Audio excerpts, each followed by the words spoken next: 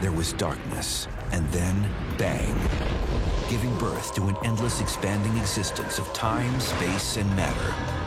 Every day, new discoveries are unlocking the mysterious, the mind-blowing, the deadly secrets of a place we call the universe. They appear out of nowhere and threaten our very existence. From rocks crashing through homes to Mount Everest-sized boulders triggering mass annihilation, no one is safe from their wrath. And some of these intruders are not extraterrestrial. They're actually man-made cosmic junk. Take cover as we investigate meteorites and space debris, the deadly stuff that falls from space.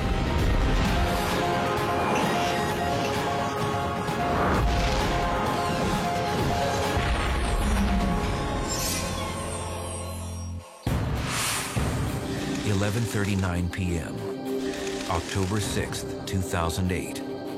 The Catalina Sky Observatory in Arizona notices something it hadn't seen before.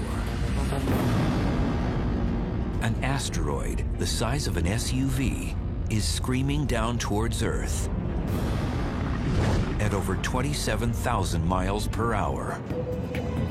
An alarm sounds throughout the international scientific community. Is this asteroid on a collision course with Earth? This object was special because it was probably going to impact the Earth.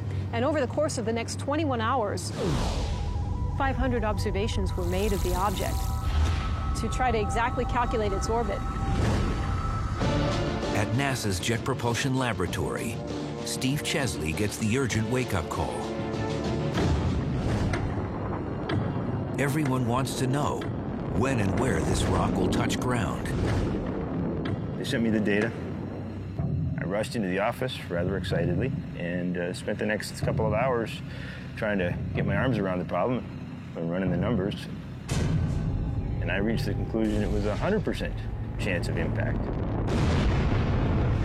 Chesley calculates the collision will occur in less than 13 hours, approximately 5:45 a.m. Eastern African time. Its target, the Nubian Desert in northern Sudan.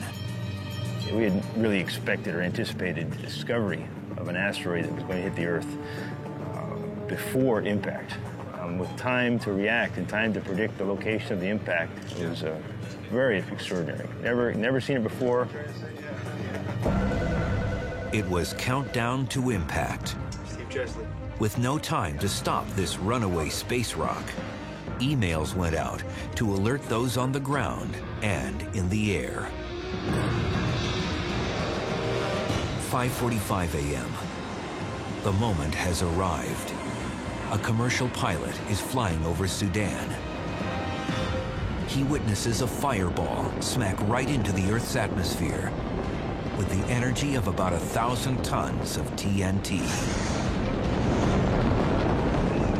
As it entered the atmosphere, it started to burn and brighten. At some point, the stresses on the body became so fantastic from the atmospheric pressure that it just exploded. That explosion would have sounded like a sonic boom. On the ground, 23 miles below, Sudanese people returning from morning prayers hear the frightening sonic roar. Witnesses see a brilliant fireball, followed by mysterious flashes of light streak across the sky. Scientists had hoped the asteroid wasn't heavy enough to completely penetrate through the Earth's atmosphere and wreak havoc on the ground. Satellites track the fiery explosion, but there is little indication that any fragments survive. So there is a possibility that people could be frightened by such an event, but the risk of injury is really very low from something so small. And Steve was correct. There were no reports of injuries or damage due to falling debris in the remote region. Planet Earth was spared from a potential disaster, partly because the region was so remote. the impactor was small. But the story doesn't end here. December 2008. Astronomer Peter Yenniskis organizes a search and recovery team from the University of Khartoum in Sudan. He's determined to find the unlikely. Meteorites, the surviving fragments of the asteroid named 2008 TC3.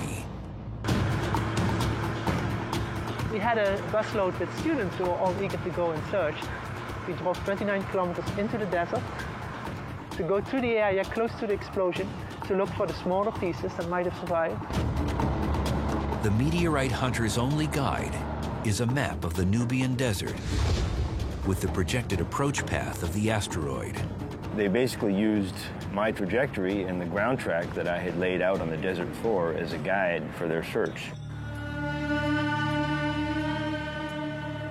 Lined up everybody about 20, 30 yards apart, and then started walking down the desert in line, searching for things that were black.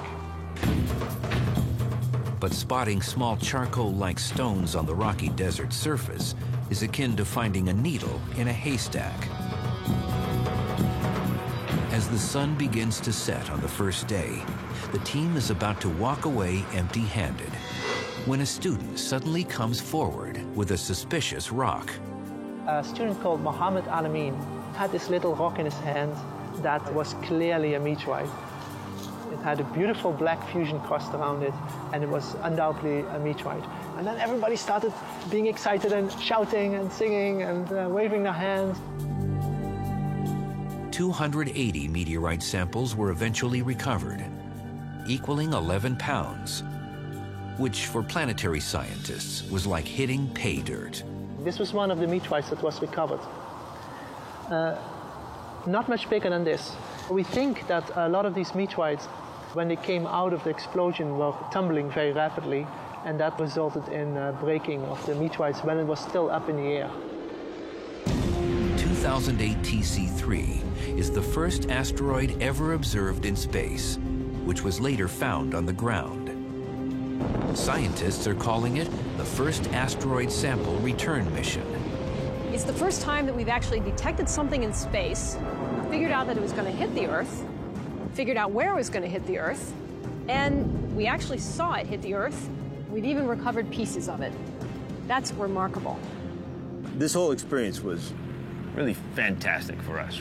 This was an excellent test for what we're really preparing for, which is the possibility of having to deal with a larger impactor sometime in the future.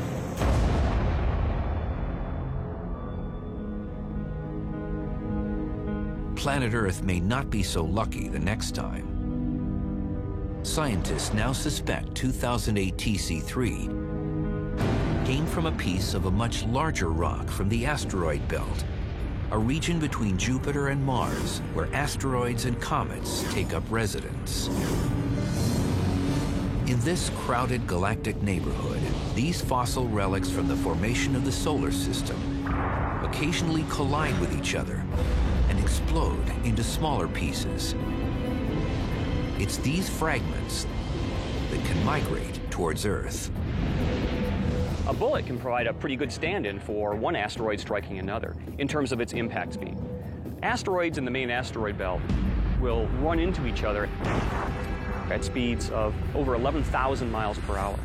Now, a bullet traveling out of a rifle can be a good analogy for that because they will leave a rifle barrel at speeds, maybe a fifth that. So it doesn't just fragment. It literally blows itself to pieces. Okay, we'll head downrange and actually set up our little artificial asteroids at a safe enough distance to shoot. Since real asteroids are hard to come by, we're going to use a couple of stand-ins today.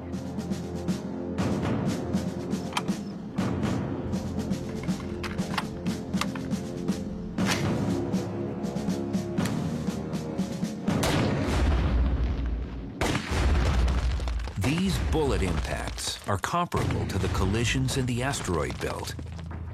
Let's see what our results are here.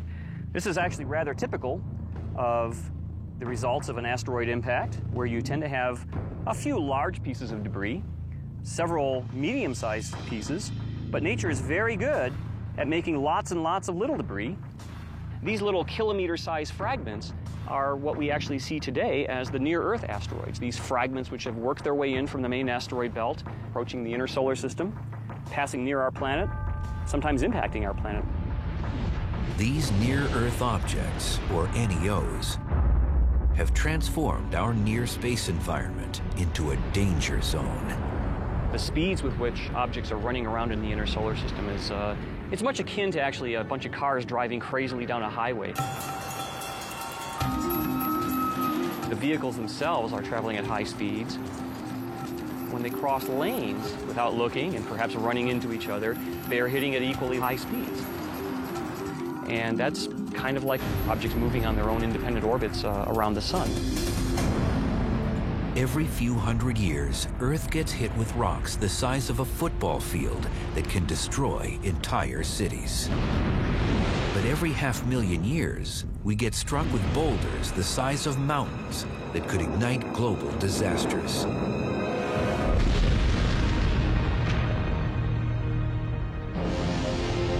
The Earth's atmosphere, a layer of gases surrounding our planet, incinerates most material. But occasionally, larger, heavier objects slip through. As soon as they enter the Earth's atmosphere, they get slowed down, decelerated by the atmosphere, and they lose pretty much all of the velocity with which they entered. And during that time is when you see the fireball event. But once they lose that velocity that they came in with, they essentially just fall pretty much at terminal velocity onto the Earth's surface. When asteroids hit the Earth's atmosphere, they become meteors, bright fireballs in the sky. If they make it to the ground, they're called meteorites. Over the past century alone, meteorites have struck homes, vehicles, and even people. In 1954, an 8-pound meteorite crashed through the roof of a home in Sylacauga, Alabama, and hit a woman in the hip, leaving her with nasty bruises. In October 1992, amateur videos caught a fireball flashing across the skies above several Atlantic states.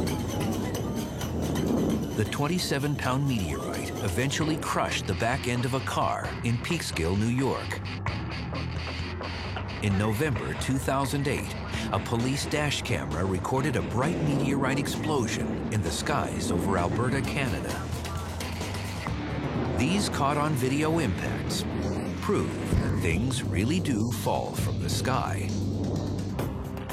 What's even more startling is the physical evidence of much bigger impacts, ones that have caused global catastrophes in the past and may ignite a cosmic Armageddon in the future.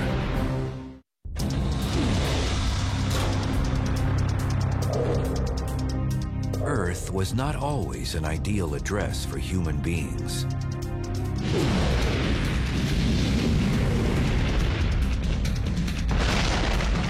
During its infancy, 3.8 billion years ago, the third rock from the sun was a cosmic war zone.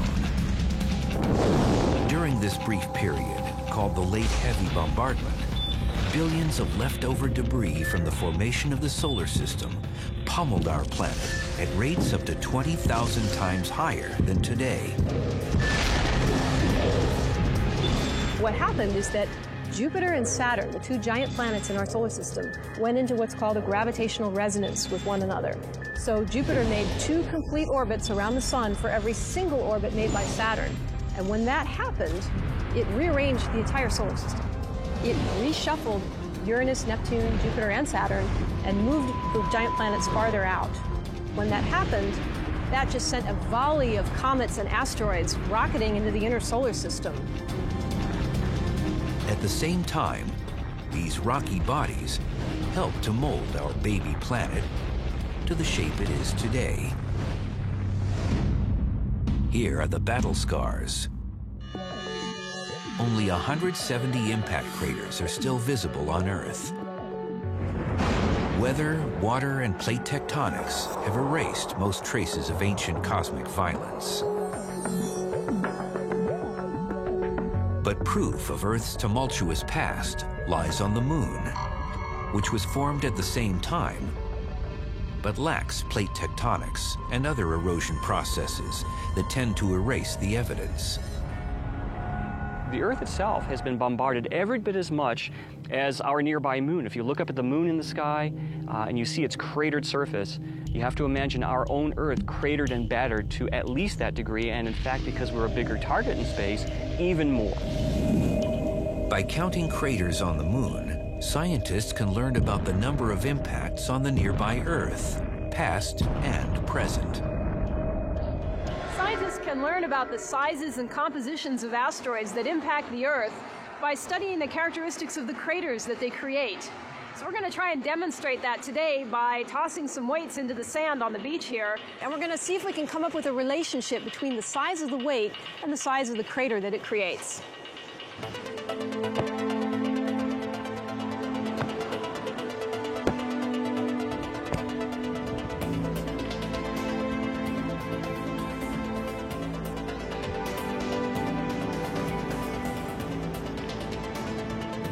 Based on my measurements, I calculate that this beach was impacted by 3 rocks 10 inches in diameter, 5 rocks that were 6 inches in diameter, and 11 2-inch diameter rocks.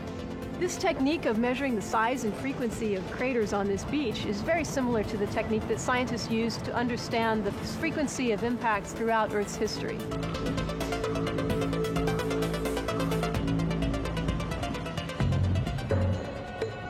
Today, the best preserved impact craters exist in dry desert regions around the world. Meteor Crater, located near Winslow, Arizona, is one of the lasting reminders of the destruction caused by objects from space. And scientists are just cracking the surface of understanding the repercussions of these ferocious events. Okay, lights. Okay, do we want to back one off to 250,000? Planetary geologist Pete Schultz formulated a new experiment to simulate what impact craters look like under the surface. It's 1.1 feet.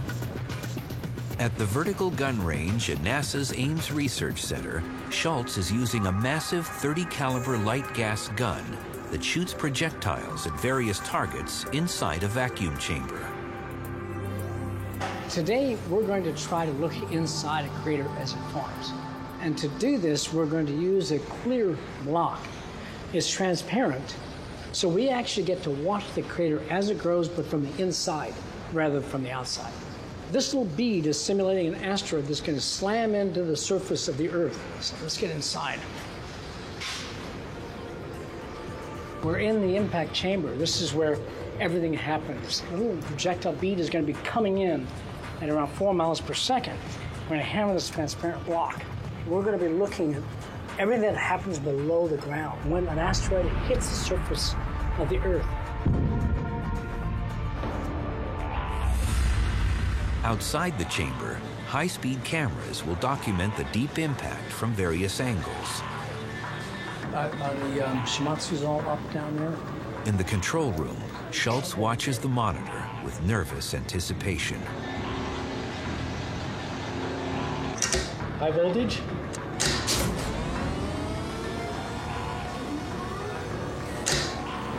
The vertical gun launches the glass bead projectile into the acrylic block. Sweet. Wow, okay, that is just frickin' gorgeous. The experiment was a smashing success.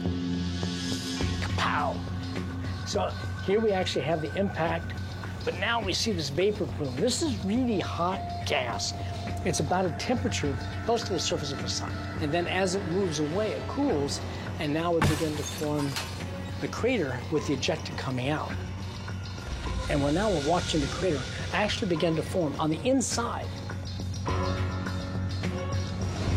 That is awesome. Okay, I want to see what we did.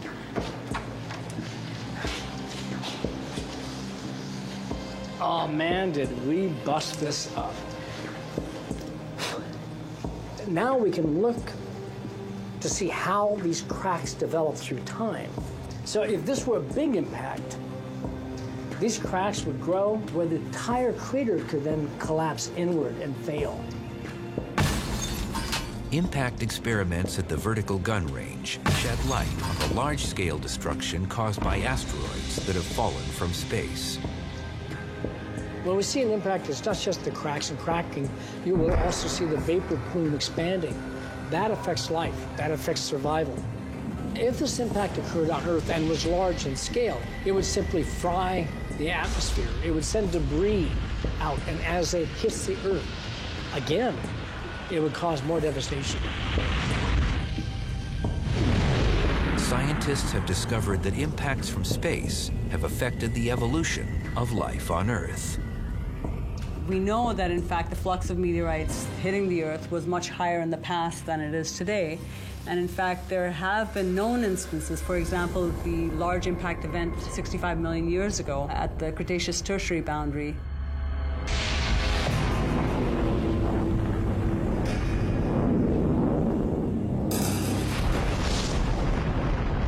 "65 million years ago, an asteroid the size of Mount Everest struck the Yucatan Peninsula in Mexico with the energy of a 100 million megaton bomb. It created a 100-mile wide crater underwater that was finally discovered in the 1980s. Scientists have determined that the asteroid impact ignited atmospheric events that may have led to the mass extinction of 75% of all prehistoric species, including the dinosaurs. There were a lot of potential effects that could have led to the extinctions. Heating of the atmosphere, for instance, by the ejecta, perhaps leading to wildfires. The poisoning of the atmosphere from the gases produced from the vaporized asteroid. It was every ecological disaster you could think of all happening at the same time. But was this the last time an asteroid triggered a mass extinction? A controversial new theory suggests a space rock was responsible for the disappearance of the Ice Age megamammals of North America.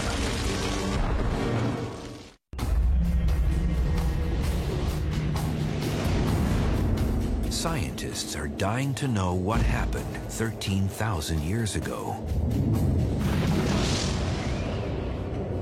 The Ice Age was slowly ending. The North American continent was inhabited with big beasts like the woolly mammoth, mastodon, giant ground sloth, and the short-faced bear. But something caused 35 major groupings of species to vanish from the fossil record. Many think the ancient Clovis people, a hunter and gatherer society, killed off the mega mammals. But startling new evidence suggests that an object from space may have led to the demise of the giant creatures. 13,000 years ago, the climate changed suddenly, rapidly, and dramatically. It looks like there was some type of extraterrestrial event, whether it was a large meteorite, an asteroid, or a comet exploding in the atmosphere. And all of a sudden, the planet was thrown back into a little ice age. North America experienced a brief return to Ice Age conditions. So could there be a connection between this cold snap and the disappearance of the mega mammals?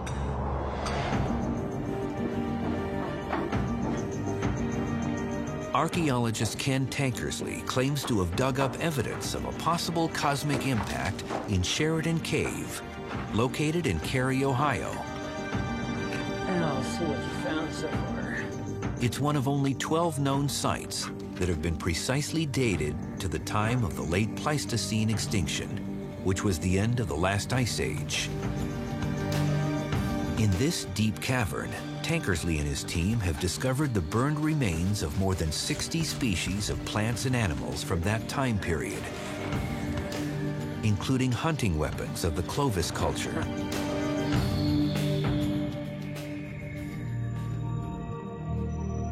I don't believe it. This is a Clovis bone point. It's manufactured from a mega mammal rib, probably a large animal such as the American mastodon. What's fascinating about this specimen is the person who manufactured this likely witnessed the event 13,000 years ago. Tankersley says that most of the bones he's uncovered underwent intense burning that couldn't have been caused by a mere forest fire. He says it had to have been from a colossal explosion, the kind generated by an Earth impact.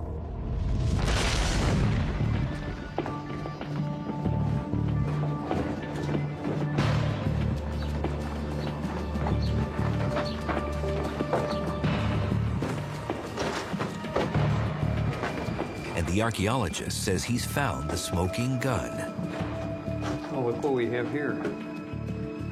It's hidden in a dark geological layer of dirt called the Black Mat, which dates back to 12,900 years ago.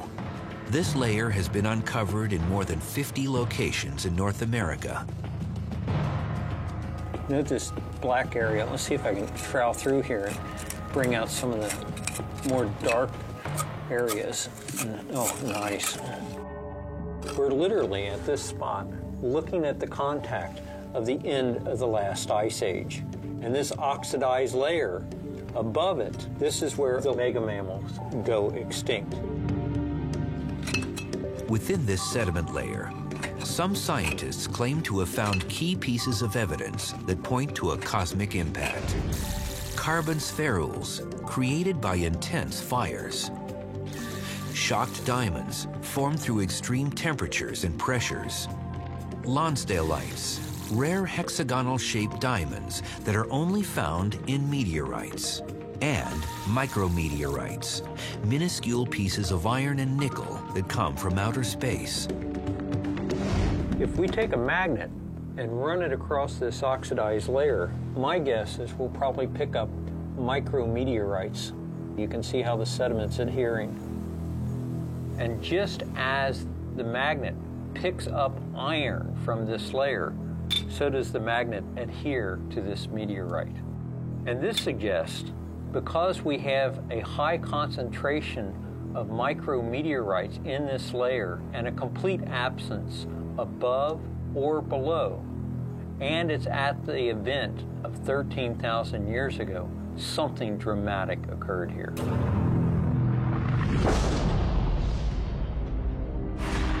We know that all over North America there is a thin layer of dust and particles just before that black mat formed. That indicates that something happened right before the event. That is the climatic change. What is it? We still don't know exactly. All we know is that something happened. To date, no impact crater has been found. But a space rock doesn't have to reach the ground to generate mass devastation.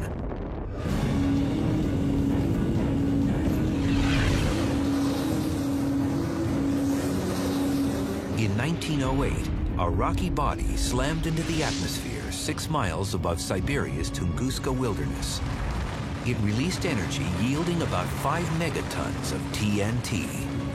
You can imagine what it feels like to do a belly flop off of a high diving board and you smack into the water. A small, weak, rocky asteroid will kind of undergo a similar sort of feeling as it very quickly is decelerated and braked in the dense lower atmosphere.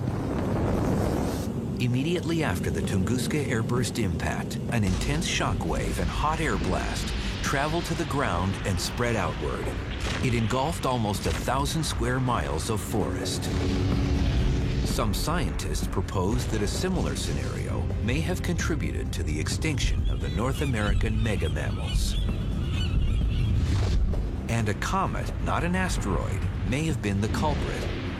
Unlike asteroids, these dirty snowballs contain more ices and gases that tend to break up before reaching the surface.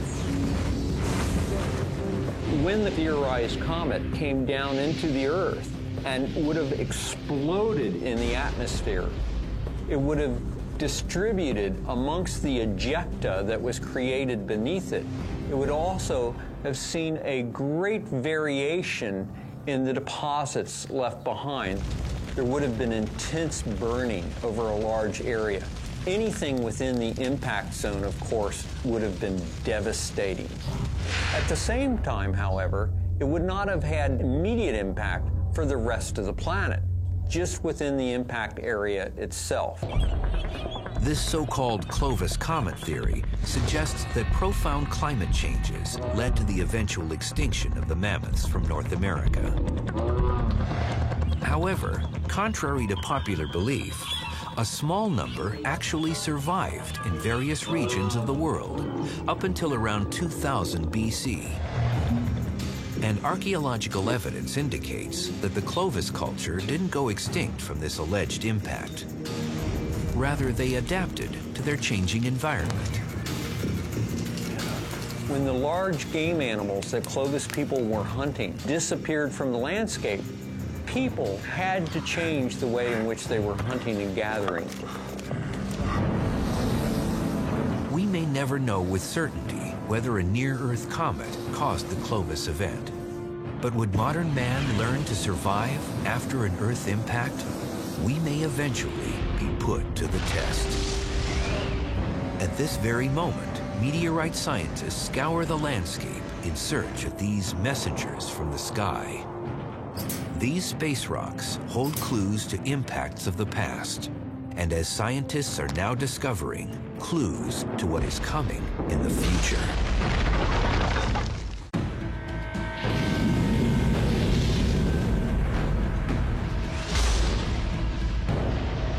Mass extinctions, mile-wide craters,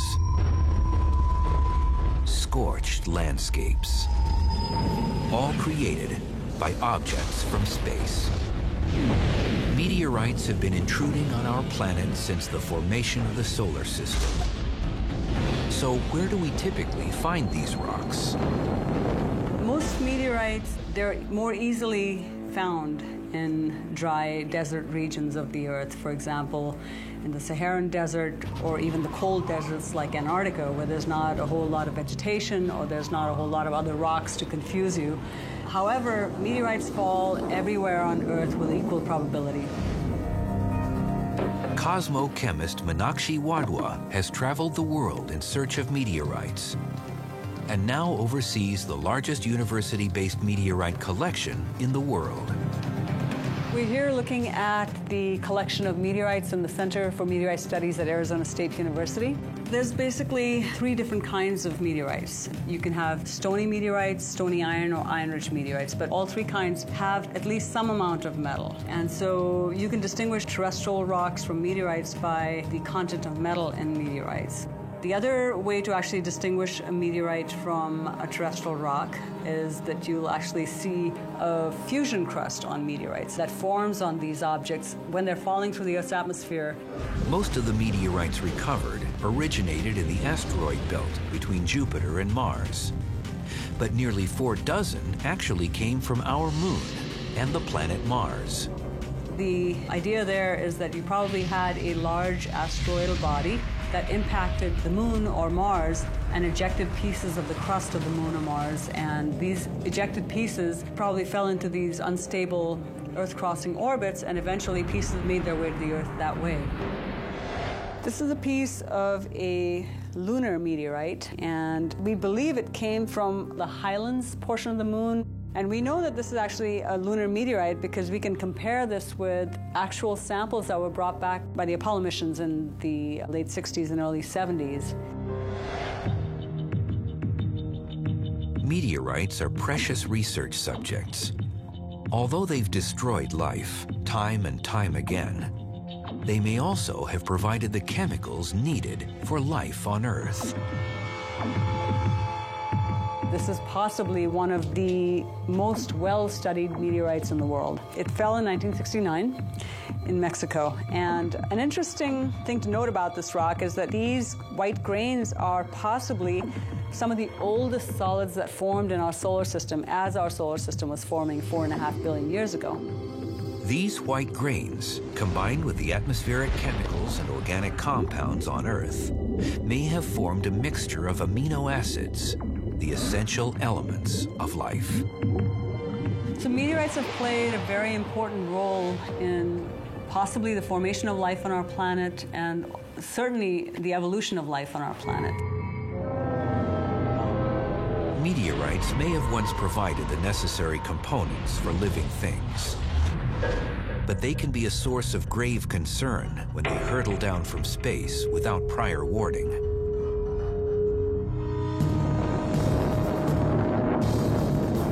September 19th, 2007.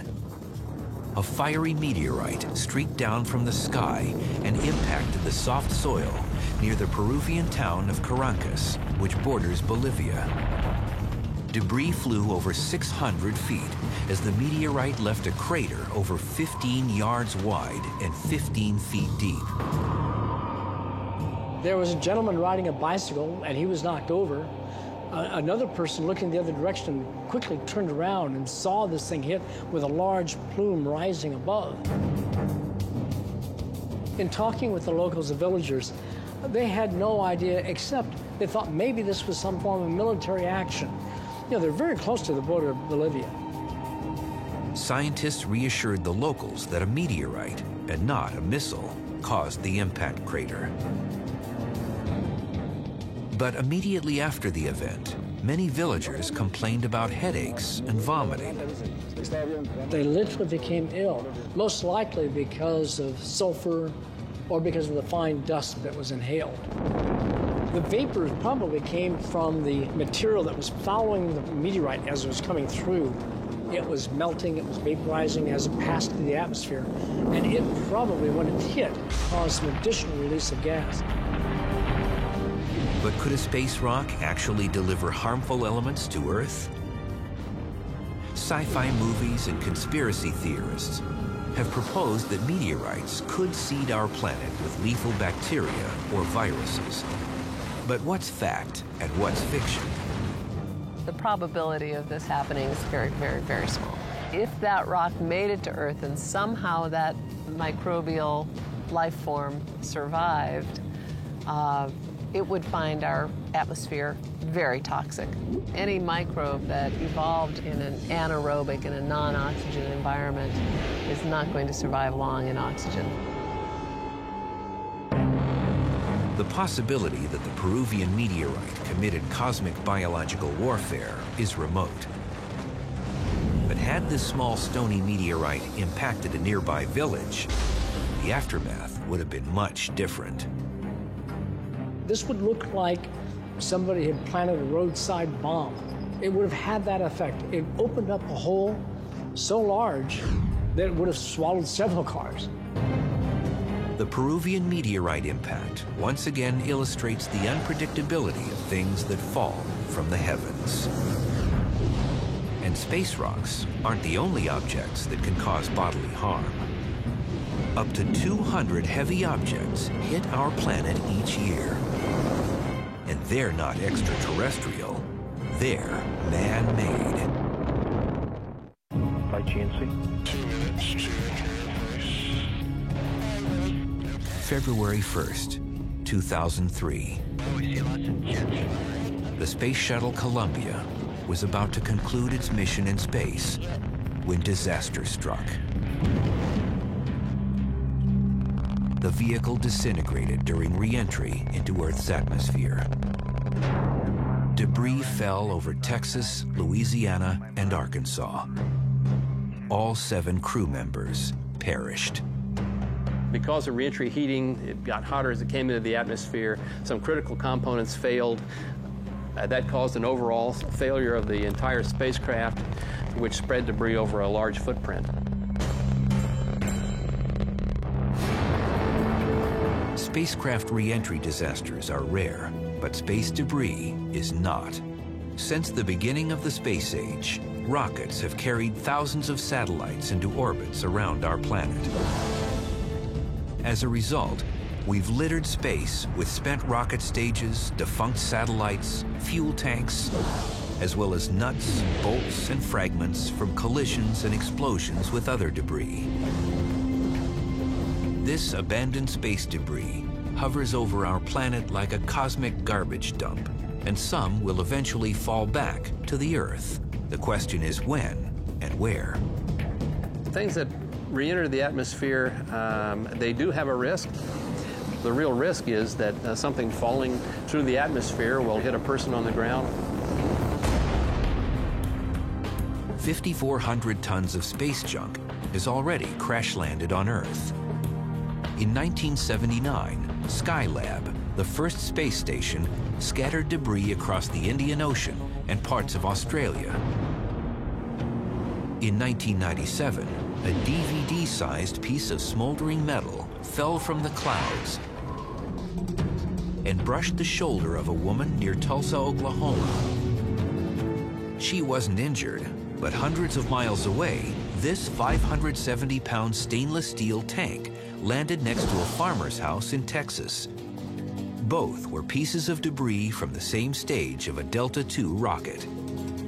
It's a piece of debris from a launch stage that was in orbit for about 9 months and re-entered over the northern part of the United States and Canada.